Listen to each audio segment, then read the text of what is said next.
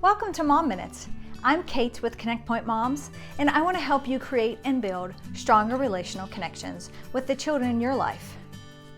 Moms, do you ever struggle with bedtime? I know we used to in our household. So in this Mom Minute, we're going to learn about routines. Young children think in pictures, so it's most helpful to create a picture schedule so they know what's happening now and next.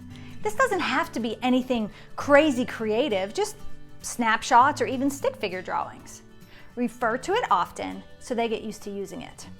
This is one I made for Gabriel when he was just 2 years old. Time for bed.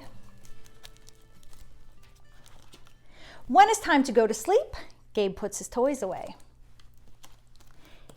We take a bath, we brush his teeth, then dry off with a towel, put on lotion, get a diaper and pajamas.